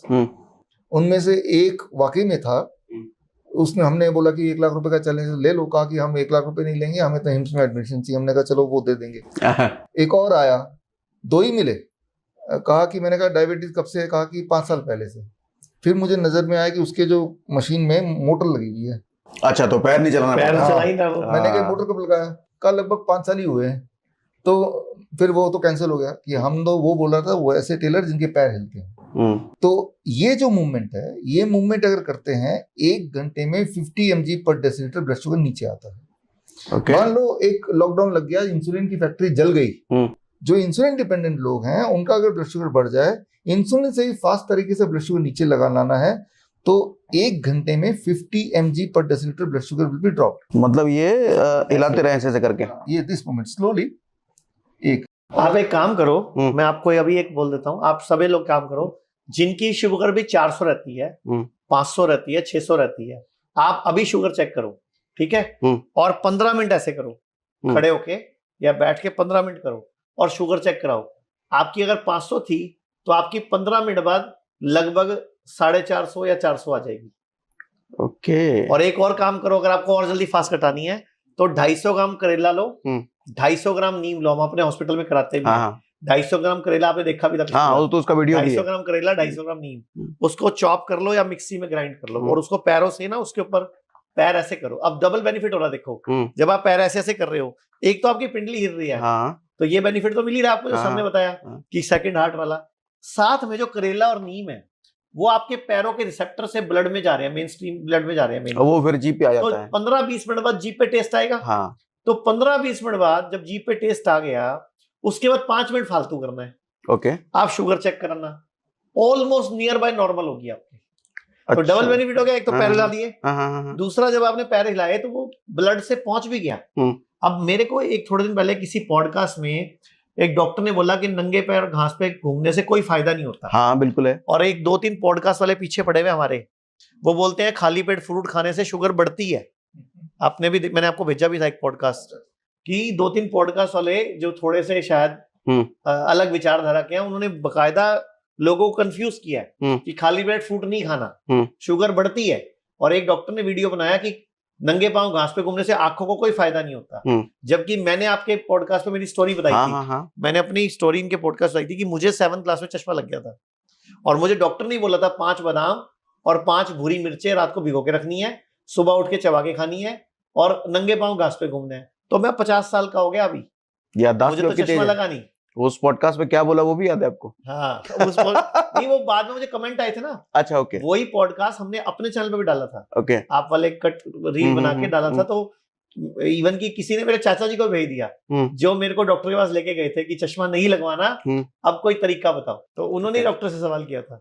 तो एक ये करना है और एक करेला नीम वाला उपाय करना है, तो भी शुगर आपकी कंट्रोल हो जाएगी। आप याद कीजिए, जो लोग पैर हिलाते होंगे, आपको अगर ध्यान आ रहा, वो मोटे नहीं होंगे, वो नॉर्मल वेट होगा उनका, उनको ब्लड शुगर भी नहीं होगा, ब्लड प्रेशर भी नहीं होगा, चाहे उनका लाइफस्टाइल कुछ और भी रहे। मैं अपनी बात बताऊं, मेरे को ये आदत थी, घर वालों ने बोल बोल के छुड़ाया, अब नहीं हिलता, पहले बहुत हिलता था। हाँ, तो वो आदत दोबारा शुरू करनी पड़ेगी। ओके। घर वालों को उनको हमारी क्लिप दिखा देना है। अच्छा आचार्य जी, आपके ना नॉर्मली घर में मम्मी पापा बहुत बड़े फैन हैं, लगभग हर घर में ही हैं आपके। तो इसका बड़ा कारण मुझे जो समझ में आया, आप जो घरेलू नुस्खे बताते हो ना, लोग कनेक्ट करते हैं, और सिर्फ कनेक्ट नहीं करते, इंप्लीमेंट करते हैं। फायदा होता होगा तभी तो जुड़े हैं, तभी तो फैन होते हैं आपके। तो ऐसे कुछ घरेलू नुस्खे, कुछ कॉमन चीजों के बताइए। डायबिटीज हो गया, शुगर हो गया, शुगर तो एक ही चीज है, अस्थमा हो गया, हार्ट की दिक्कत हो गया, आर्थराइटिस हो गया, इनके घरेलू उपचार चाहिए मेरे को आपसे। तो सबसे पहला तो आपको जो समझना चाहिए कि कॉन्स्टिपेशन कभी मत होने दो, पहला कब्ज नहीं होने देना कभी। मेन चीज जो कब्ज है ना, वो बहुत सारी बीमारियों की जड़ है। लोगों को लगता है पेट साफ हो रहा है हमारा, क्योंकि रोज उनको पोटी आ रही है, लेकिन बहुत सारा कचरा आंतों में अंदर चिपक रहा है, वो आंतों में मल ऐसे साइडों पे जम रहा है और वो धीरे धीरे सूख रहा है। जैसे आयुर्वेद का एक श्लोक है, सर्वेषाणाम रोगाणाम निदानम कुपिता मला, कि सर्व रोग है, कुपित मल को निकाल दो, स्वयं ठीक हो जाता है, यानी कि गंदे मल को निकाल दो। तो इसके लिए सबसे पहला नुस्खा है त्रिफला, हरड़ बेड़ा आंवला। 1 चम्मच रात को भिगो के रख दो, रात को भिगो के रख दो, और सुबह उठ के उसको उबाल के जब पानी आधा हो जाए तो पाउडर की बात कर रहे हैं? पाउडर 1 चम्मच हरड़ बेड़ा आंवला पाउडर मार्केट में पंसारी से मिल जाता है, जो जड़ी बूटियां बेचते हैं वहां मिल जाता है। नहीं तो हरड़ बेड़ा आंवला के पेड़ बहुत है, आंवला ले आओ मार्केट से। हरड़ बेड़ा आजकल चंडीगढ़ में बहुत लगा हुआ है, जो भी इलाके थोड़े से ग्रीन है वहां लगा हुआ है। तो हरड़ बेड़ा आंवला तीनों को रात को 1 चम्मच भिगो के रख दो, टोटल 1 चम्मच, और सुबह उठ के उसको पानी को उबाल लो। जब वो पानी उबल उबल के आधा रह जाए, उसको छान के उसको मुंह में भर के कुल्ला करके अंदर ले, मतलब मुंह में भरो, घुमाओ अच्छी तरह, घुमाओ, उसके बाद मुंह में कुल्ला करो अच्छी तरह, 10 12 15 बार घुमाओ, फिर उसको अंदर लेते जाओ, पूरा गिलास भर के पी लो। ओके। और सुबह भिगो दो, जो सुबह भिगोया वो रात को ले लो सोते टाइम, जो रात को भिगोया वो सुबह ले लो। लगातार नहीं करना, 5 दिन करा 2-4 दिन छोड़ देना, फिर 10 दिन करा 5-7 दिन छोड़ दिया, मतलब कोई भी चीज लगातार नहीं करनी, ठीक है। वो सम हो जाएगी, बॉडी को आदत पड़ जाती है, तो वो नहीं करना चाहिए, फिर बॉडी असर नहीं लेती उसका। तो ऐसा करने से आप जैसे ही ऐसा करोगे ना, सबसे पहले आपका पेट साफ होगा, आपकी कब्ज टूटेगी, धीरे धीरे आपका पेट साफ होने का टाइमिंग सेटल होगा, तो आपकी बीमारी का बेस तैयार हो जाएगा, ठीक है, कि आपको कोई भी बीमारी हो ही ना। फिर जो दूसरे कुछ डॉक्टर साहब भी बताते होते हैं कुछ तरीके, जैसे शुगर कंट्रोल करने के लिए अभी DIP डाइट बताई है, ऐसे ही थायराइड के लिए हम बोलते हैं भुजंगासन करो, उल्टा लेट के भुजंगासन, जो ऐसे करके ऊपर जाते हैं। तो मैं बोलता हूँ जो ऊपर चले जाओ, तो ऊपर जाके अपने आप को कम से कम 1 मिनट तक होल्ड करो, और वहां जाके ओके मुंह की एक्सरसाइज करो, 4 बार मुंह की एक्सरसाइज करो, फिर 4 लंबी सांस लो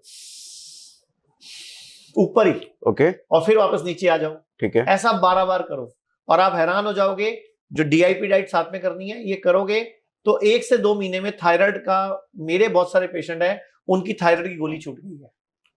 कमाल है, क्योंकि गले की एक्सरसाइज हो रही है, ग्लैंड की एक्सरसाइज हो रही है, हमारी बॉडी में ऑक्सीजन बढ़ रही है, और वैसे भी सारा खेल ना हमारे खाने पीने और ऑक्सीजन का ही है।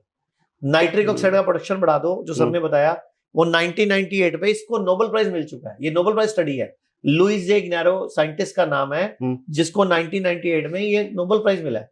ऐसे ही 2016 में योशिहिरो सुमी को मिला है नोबेल प्राइज ऑटोफेजी के ऊपर, कि कैंसर को हरा सकते हो आपकी बॉडी खुद ही कैंसर सेल को, जो कैंसर का सेल है, गुड सेल्स है, वो बैड सेल्स को खा जाता है, उसको ऑटोफेजी बोलते हैं। और मैं चाहूंगा ऑटोफेजी डॉक्टर साहब बड़े अच्छा से समझाते हैं, क्योंकि डॉक्टर साहब एक इंजीनियर भी है, साथ में डॉक्टर साहब का जो तरीका, डॉक्टर साहब की 32 बुक्स आ चुके हैं, मैंने तो आज तक एक भी नहीं लिखी, मैंने 4 बुक्स तैयार करके लिखी हुई है, लेकिन मेरे से वो फाइनल ही नहीं हो पाती क्योंकि मैं हर बार जब बुक लिखता हूँ मुझे लगता है इसमें थोड़ा सा ये भी डाल दूं, ये भी डाल दूं, मेरी वो बुक कंप्लीट ही नहीं हो पा रही। मैं डॉक्टर साहब को 3 बार फोन करते, डॉक्टर साहब बुक छपवानी है, डॉक्टर साहब कहते हैं मेरे को इस फॉर्मेट में भेज दे, मैं छप दवा दूंगा। डॉक्टर साहब की 32 आ चुकी है, 32।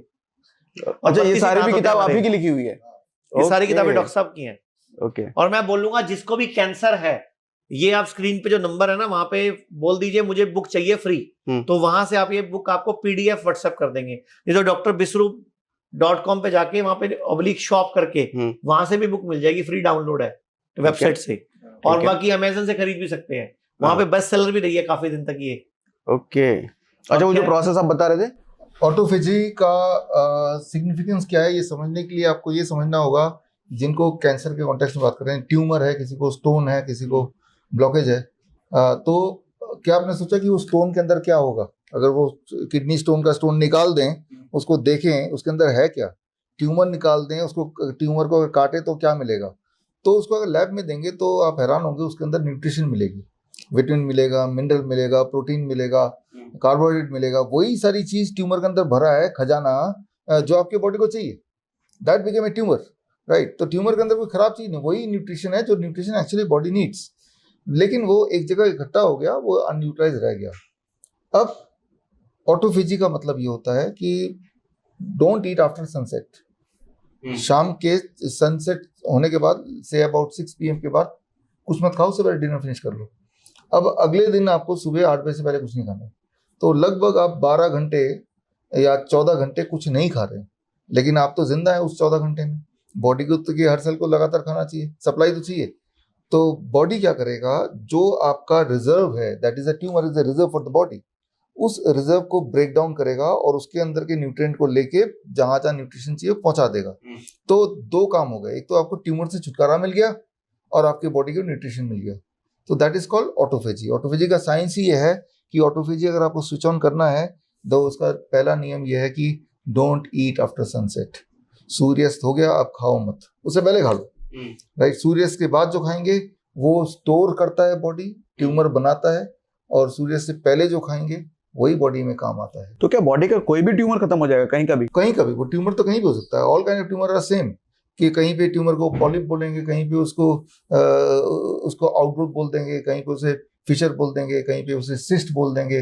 ट्यूमर के अलग अलग नाम रखे गए हैं डिपेंडिंग ऑन की ट्यूमर कौन से पार्ट में है, कितना बड़ा है, बट ट्यूमर तो का जो बेसिक प्रिंसिपल है वो यही है कि आप अगर न्यूट्रिशन बॉडी को ऐसे टाइम पे दे रहे हैं जिस टाइम पे वो एब्जॉर्ब नहीं कर सकता, तो बॉडी स्टोर करता है। तो वो टाइम क्या है? Human being is made in such a way कि सनसेट के बाद जो भी खाएंगे body will try to store it rather than using it. ऐसा क्यों है कि सनसेट के बाद खाने से डिपॉजिट होता है?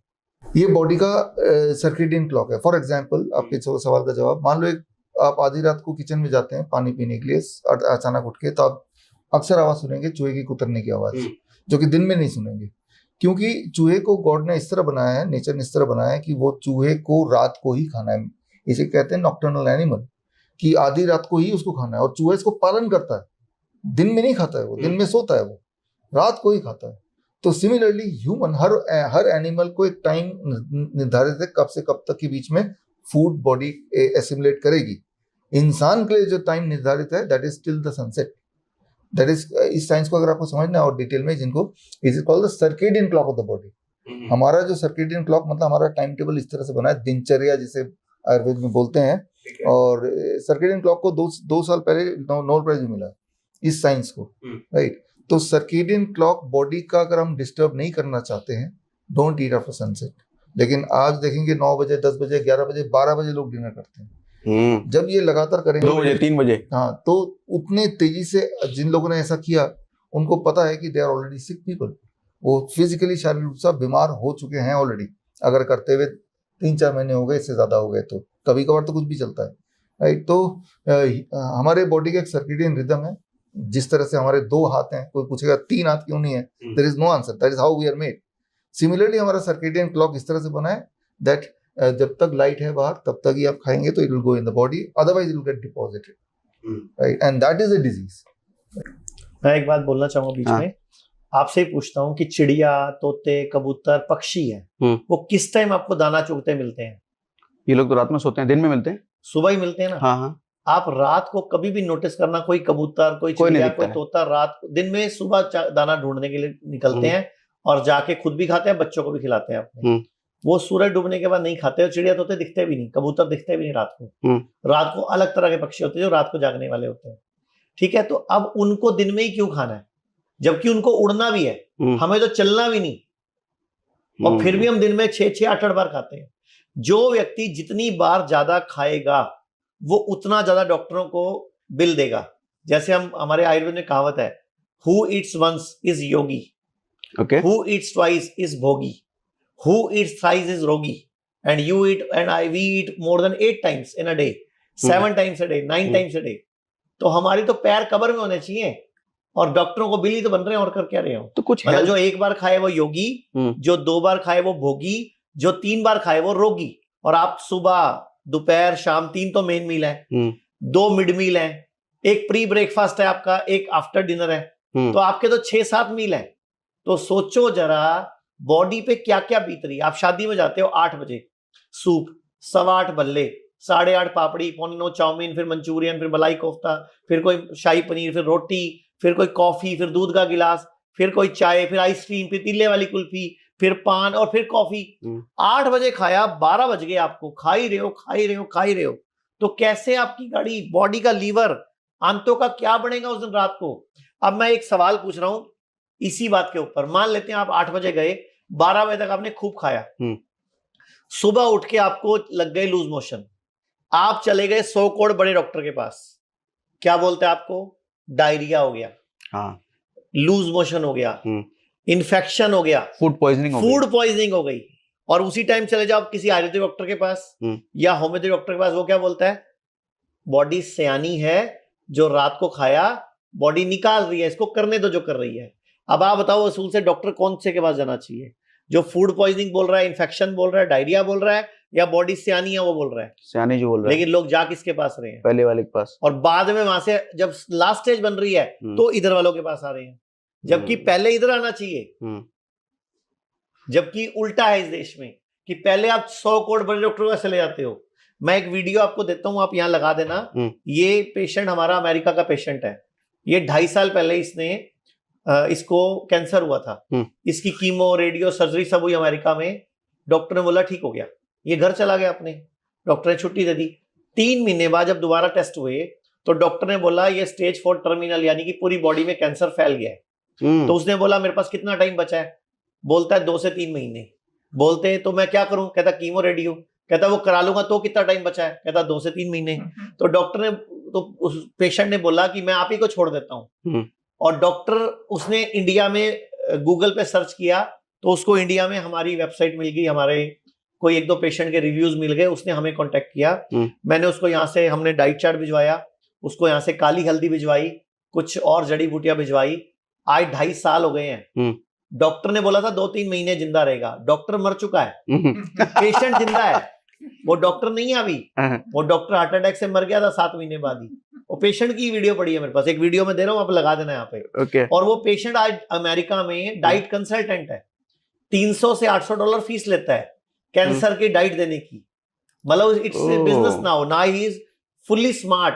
और वो कह रहा है कि मैंने अगर वो ये डाइट ना बदली होती तो मैं तो जिंदा ही ना। यही डाइट जो हमने बताई, ऑटोफेजी डाइट, जिसमें फ्रूट्स हैं, सैलेड है, नारियल पानी है, जूसीज हैं, स्प्राउट्स हैं, ये डाइट। और जिसको मैंने काली हल्दी वाले को मिलवाया था, उससे मैंने इंडिया से एक काली हल्दी वाले को नंबर दिया था, उसको काली हल्दी सप्लाई करने की। ठीक है। उस टाइम वो 3 एकड़ में काली हल्दी उगाता था। आज भारत, मेरे को पता है यहाँ के, अब इसके बाद काली हल्दी की तुम ढूंढने लग जाओगे गूगल पे, तो काली हल्दी वाला जो यहाँ से 3 एकड़ में था, आज वो 2600 एकड़ में काली हल्दी बेचता है, मतलब उगाता है।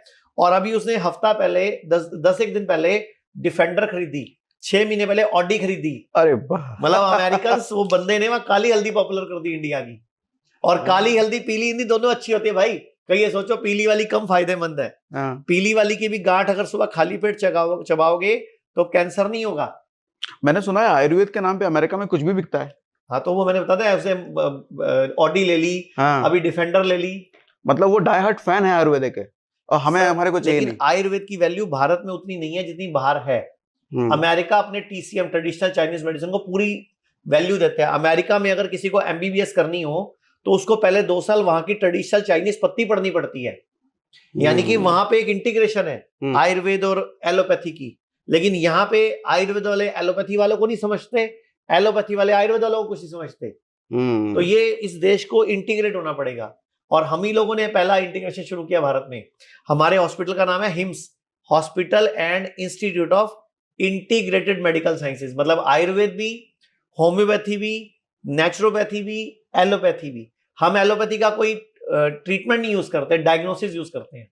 ओके, मतलब डायग्नोसिस, ब्लड टेस्ट वगैरह कोई जरूरत पड़ती है वो सब करते हैं। अदरवाइज हम बेसिकली होम्योपैथी, आयुर्वेद, नेचुरोपैथी को बिलीव करते हैं।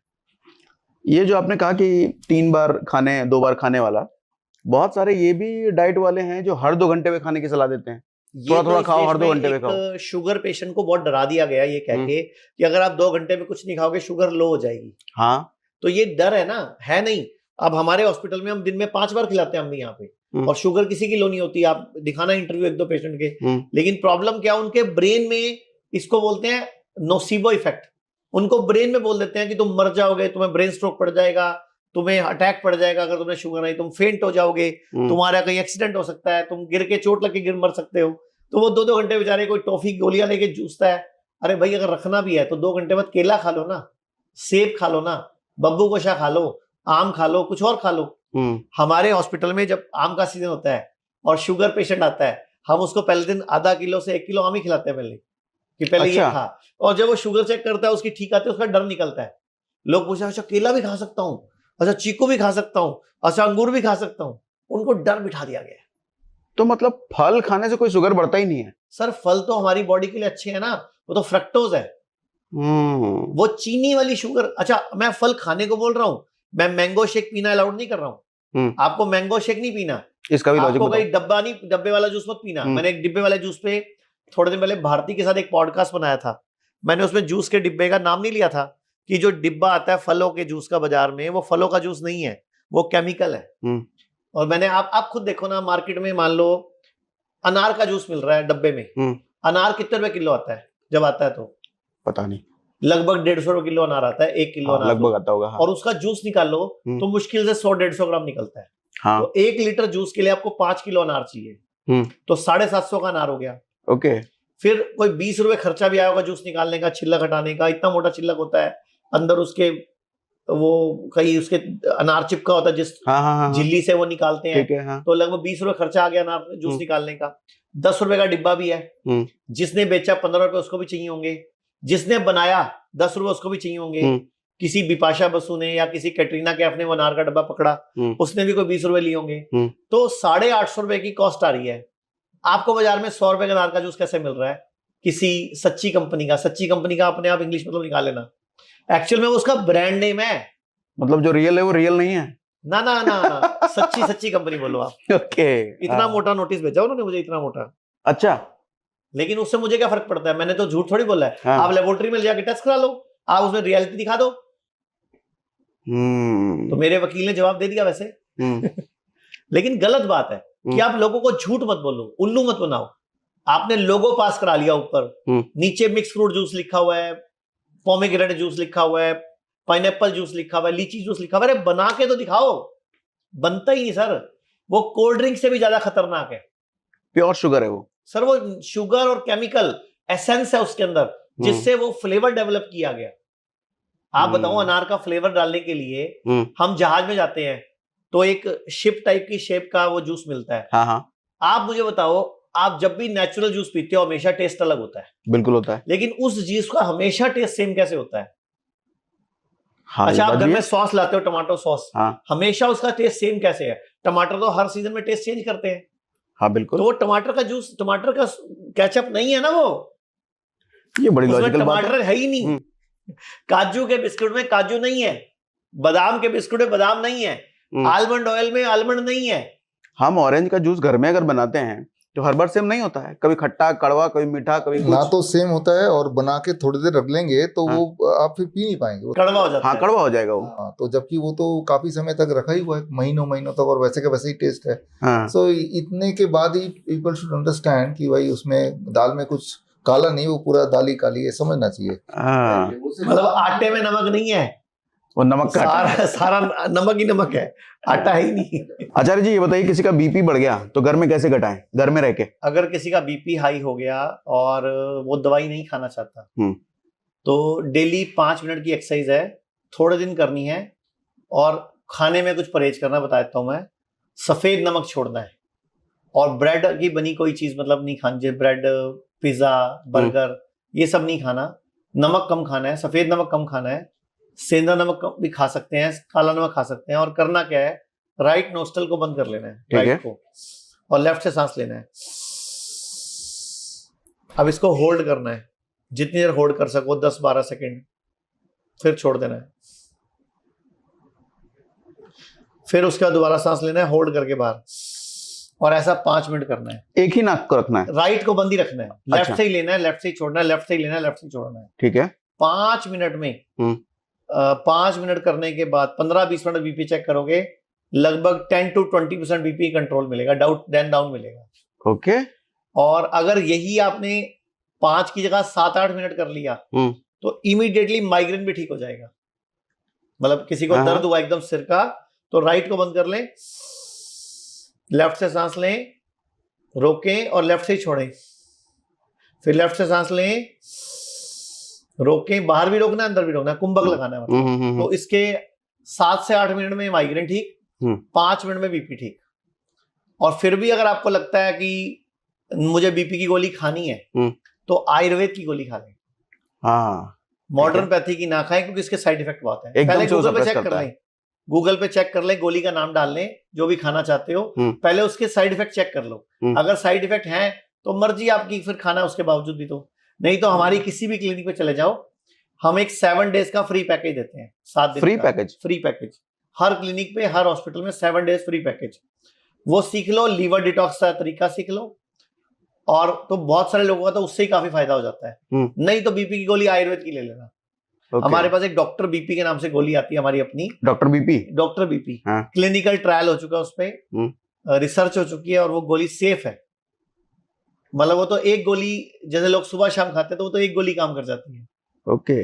और बीपी किसी का घट गया हो तो बढ़ाए कैसे, नॉर्मल कैसे करें? उल्टा करें, लेफ्ट को बंद कर लें, अच्छा, राइट से सांस लें, रोकें, राइट से छोड़ें। मतलब अगर बीपी हाई है तो लेफ्ट को यूज करना है, बीपी लो है तो राइट को यूज करना है। ये सूर्य नाड़ी है, ये गर्म नाड़ी है, ये तेज नाड़ी है, ये ठंडी नाड़ी है। तो जब बीपी हाई है तो ठंडी नाड़ी यूज करनी है, चंद्र नाड़ी, जिसको कि ईडा बोलते हैं। और जो कि जब हमारे बीपी लो हो गया तो हमने गर्म नाड़ी को यूज करना है, यानी कि सूर्य नाड़ी को। ये सूर्य नाड़ी है, ये चंद्र नाड़ी है। अच्छा, ये लॉजिक है। हाँ, तो एक गर्म, अच्छा कभी कोई दवाई असर ना कर रही हो, मान लो किसी को दवाई असर नहीं कर रही है, तो आप लेफ्ट को बंद करके 5 मिनट करने के बाद दवाई लो, दवाई असर करेगी। अच्छा, क्योंकि सूर्य नाड़ी को जागृत कर दिया आपने। ओके। और अगर आपको गुस्सा आ रहा हो, आपका मन कर रहा हो किसी का सिर फोड़ने का, आत्महत्या करने का, कुछ भी ऐसा मन कर रहा हो, राइट को बंद करके लेफ्ट से सांस ले, लेफ्ट को छोड़े, तो आपको इमीडिएटली ब्रेन आपका अलग लेवल पे ले जाएगा। एक और तरीका भी है, आप जैसे आपको गुस्सा आए, तोड़फोड़ करने का मन करे, इमीडिएटली जूते चप्पल उतार के घर के आसपास जो भी मिट्टी हो, घास हो, रेत हो, वहां जाके पैर टिका लें, नंगे पांव। आपकी बॉडी में इलेक्ट्रॉन्स का ट्रांसफर बढ़ जाएगा धरती से। पैर टिकाले मतलब खड़े हो जाए? टिकाले मतलब चप्पल उतार के पैर रख ले मिट्टी पे, रेत पे, घास पे, ठीक है, तो धरती से कनेक्ट हो गए आप। तो immediately with in 2 to 5 minutes आप ये भी भूल जाओगे गुस्सा आ क्यों रहा था। ऐसा होगा? हाँ, गारंटीड होगा। एक और काम बताता हूँ इसी तरीके से। आपने एक चीज सुनी होगी, लोगों को जेट लैग होता है। ये क्या होता है? जेट लैग मतलब जैसे आप यहाँ से अमेरिका चले गए, तो यहाँ पे दिन है, अमेरिका में रात है। आप लंदन चले गए या कनाडा चले गए, तो यहाँ पे दिन है, वहां रात है, यहाँ पे रात है, वहां दिन है। तो आपकी बॉडी जब दूसरी कंट्री में जाती है, जो कि टाइम डिफरेंस है, जोन है, तो वहां के अकॉर्डिंगली आपकी बॉडी वहां एडजस्ट नहीं हो पाती पहले 2-4 दिन तक। ठीक है, 2-4 दिन लगते हैं आपकी बॉडी को एडजस्ट होने में। तो उसको बोलते हैं जेट लैग। मींस आपको दिन में नींद आएगी, रात को आप जागोगे। क्यों? क्योंकि वहां का एनवायरमेंट अलग है, वहां का टाइम जोन अलग है। तो आपको क्या करना है, आज के बाद जब भी इंडिया से बाहर जाओ आप, तो जेट लैग नहीं होगा। जैसे ही जहाज से उतरो, बाहर निकलते ही आपने 40 मिनट से 60 मिनट के लिए वहां की धरती पे पांव टिका देने हैं।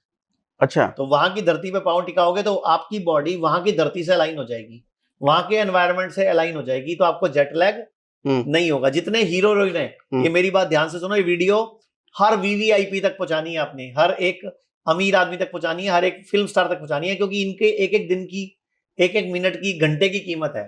तो जब ये इंडिया से बाहर जाते हैं, इनके 2 दिन तो एडजस्ट होने में लग जाते हैं कि भाई हम गए कनाडा, अब 2 दिन तो बॉडी एडजस्ट हो रही है जी, दिन में नींद आ रही है, रात को जाग रहे हैं उल्लुओं की तरह। ऐसे ही जब ये लंदन जाते हैं शूटिंग करने के लिए, तो इनका दिन खराब होता है। तो अगर ये जेट लैग वाली प्रॉब्लम सॉल्व करनी है, तो इस बार जब भी इंडिया से बाहर जाओ, तो पहले वहां जाके मिट्टी पे बैठ जाओ या टिका लो पांव, नंगे पांव। तो धरती से अलाइन हो जाओ, वहां के एनवायरनमेंट से अलाइन हो जाओ, तो जेट लैग नहीं होगा। कुछ लोगों को रात में पैर दर्द होता है, उसका क्या इलाज है? उसके लिए आपको कोई भी आपके आसपास के पंचकर्म सेंटर में जाना पड़ेगा, पंचकर्म सेंटर में, और वहां जाके स्नेहन स्वेदन ये करना होगा। और सुबह और शाम 2 टाइम आपको उकड़ू बैठ के गर्म पानी पीना होगा, हर्बल टी या गर्म पानी। तो रात को जो सोते टाइम पैर दुखते हैं, पैरों में जलन होती है, चींटियां लड़ती हैं, या शाइटिका पेन होता है, या उनकी पिडलियां मसलनी पड़ती हैं, कई लोग पैरों को लतड़वाते हैं, मैं चाहूंगा एक वीडियो आप यहाँ लगा दो इसी जगह पे। ये सोनम बाजवा है जो हमारी हीरोइन पंजाबी की, उसकी मम्मी का इंटरव्यू है। इसकी मम्मी को 7-8 साल से रात को सोने से पहले पैरों में दर्द शुरू हो जाता था, बड़ा भयंकर, पैरों में दर्द, खिंचाव, झंझनाट।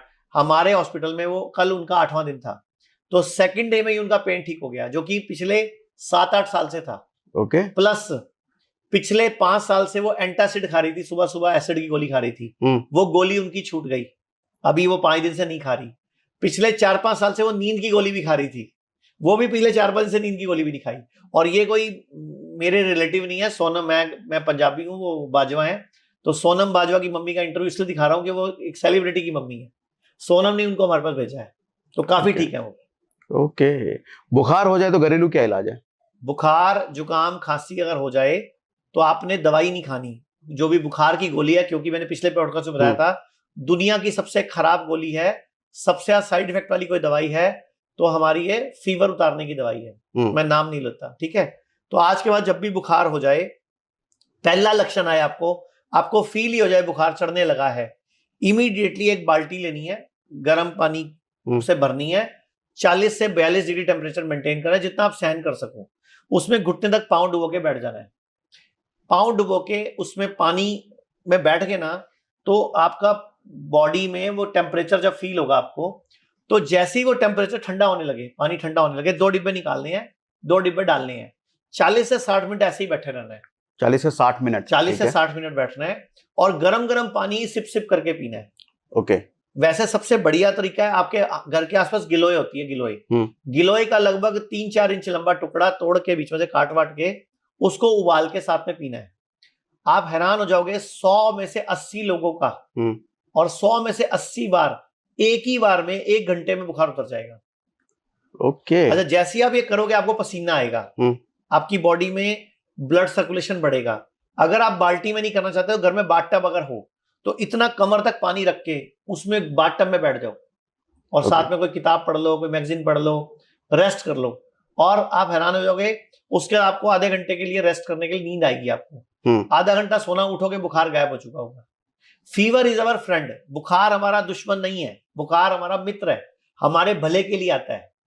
ओके। आप पूछ सकते हो भला क्या है इसमें, क्या भला है, बुखार में क्या भला है? तो बुखार, जुकाम, खांसी ये हमारे मित्र हैं। उल्टी, दस्त ये भी हमारे मित्र हैं। मित्र कैसे है बुखार? जब भी बुखार चढ़ता है बॉडी अपना टेम्परेचर खुद बढ़ाती है। बॉडी बहुत इंटेलिजेंट है। वो टेम्परेचर क्यों बढ़ाती है? क्योंकि उसको अपने अंदर कोई पैथोजन को हराना है। जैसे कोई बैक्टीरिया आ गया, कोई वायरस आ गया बाहर से, कोई इंफेक्शन आ गया, तो अब बॉडी के पास क्या टूल है उसको हराने का? जैसे आपके घर में उग्रवादी घुस गए या आपके घर में चोर घुस गए, तो आप क्या करोगे? कुछ चीजों से मारे पीटेंगे, उसे मारे। और अगर आप एक हो वो 4 है तो क्या करोगे? कुछ नहीं, सरेंडर कर देंगे। सरेंडर कर देंगे। हाँ। तो ऐसी हमारी बॉडी में पैथोजन आया तो बॉडी खुद टेम्परेचर बढ़ाती है उसको हराने के लिए। लेकिन आप गोली खा के टेम्परेचर उतार देते हो। हाँ। तो आप गलती करते हो क्योंकि बॉडी के टूल्स आपने खराब कर दिया। तो आपको क्या करना है, जब भी बुखार चढ़े तो आपने 1-आधा डिग्री बुखार और चढ़ा देना है। तो गर्म पानी क्या करेगा, 1 डिग्री 1.5 डिग्री आपका टेम्परेचर बढ़ा देगा और फिर एकदम नीचे आ जाएगा, क्योंकि वो उस लेवल तक ले जाएगा उस जहां पे उस पैथोजन को बॉडी हरा पाएगी। उसके खिलाफ एंटीबॉडी बना लेगी या उसके खिलाफ एंटीडोट बना लेगी, एंटीबॉडी बना लेगी, या उसको न्यूट्रलाइज कर देगी, मार देगी उसको। Okay, solid. आयुर्वेद कहता है फोड़ा, फुंसी, उल्टी, दस्त, जुकाम और बुखार ये हमारे मित्र हैं। तो जब भी कभी शादी में जाओ, आपको दस्त लग जाए तो उस डॉक्टर के पास जाओ कि जो ये बोले, मैंने पहले भी पूछा था कि कौन सा डॉक्टर बढ़िया है, उस डॉक्टर जाओ, ये बोले रात को बॉडी ने खूब खाया है इसलिए निकाल रही है, तो जो कर रही है करने दो। उस डॉक्टर के पास मत जाओ जो फूड पॉइजनिंग बोले, लूज मोशन बोले, इन्फेक्शन बोले, डायरिया बोले और आपको बोले ग्लूकोज लगा दूं क्या, गोली दे दूं क्या। अच्छा, कई लोग बोलते हैं चक्कर आ रहे हैं, कमजोरी फील हो रही है, तो रेस्ट कर लो भाई। रात को कोई आपके मुंह में खिला रहा था क्या? और मुंह में भी कोई नहीं खिलाता आज की डेट में, वो भी शादी वाले दिन ना मुंह में चम्मच डाल के आप तो अगर वो वाली फोटो का रिवाज बंद हो गया। हमारे टाइम में रिवाज था वो। भाई मेरे साथ जो दर्शक बैठे हैं यहाँ पे, जो टीम बैठी है, उनमें कईयों की शादी होने वाली है, तो मैं इसलिए ऐसा बोल रहा हूँ कि अब आजकल मुंह में चम्मच का रिवाज ही बंद हो गया। हमारे टाइम पे चम्मच मुंह में डालते थे। हाँ। तो अब तो चम्मच भी कोई नहीं मुंह में डालता, लास्ट में बस गंगा जल डालते हैं आजकल तो। अच्छा, एक सवाल ये है माओ के लिए, बच्चे की तबीयत खराब होता है, खाना पीना छोड़ देता है, जबरदस्ती ठूसते रहते हैं, वो बहुत गलत है, भयंकर गलत है। बच्चा बीमार हो जाएगा उल्टा। अगर बच्चा खाना नहीं खा रहा तो मत दो, उसकी बॉडी जब मांगेगी मांग लेगा अपने आप। अच्छा, एक लेडी आई मेरे पास, उसका 6 साल का बच्चा था, इतना बड़ा था, और मुझे बोलती है ना शुरू से कुछ खाता ही नहीं है, इसके पीछे ना थाली लेके भागना पड़ता है, इसके पीछे मुझे परोठे को गुप्पल गप्पल बना के वैसे रोल रोल बना के देते ना मम्मियाँ, खा ले बेटा, रोटी में रोल करके सब्जी अचार डाल देती थी।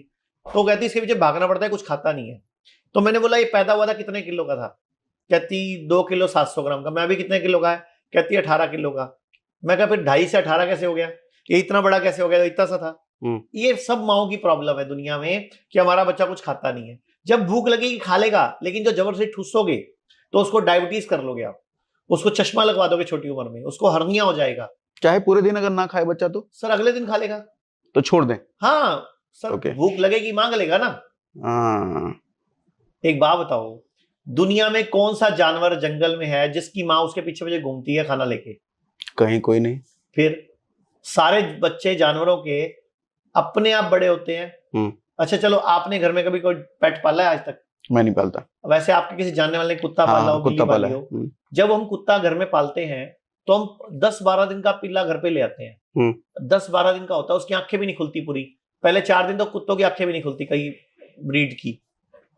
तो 10-12 दिन में उसकी माँ ने उसको क्या ट्रेनिंग दे दी होगी? वो तो माँ के साथ अलग हो जाता है, 5-7 दिन दूध पीता है, अलग कर देते हैं उसको माँ से।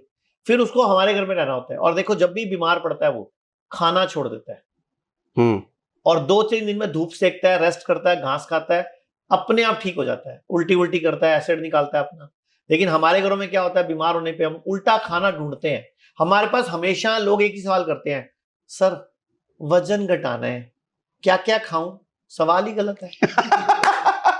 भाई घटाना तूने वजन है, सवाल क्या पूछ रही है भाई, खाऊं क्या क्या? जबकि सवाल क्या पूछना चाहिए, क्या क्या छोड़ना है। जैसे आप कार धो रहे हो, मान लो, ओहो क्या हाल है सीना साहब, कार धो रहे हो? और दिख तो रहा है धो रहा हूं। लोगों के कई जगह सवाल ही गलत है। फिर पता है कार धो रहे हो, फिर उसके बाद ओहो सीना जी कार धो रहे हो, और धो तो रहा हूं, दिख तो रहा है तेरे को।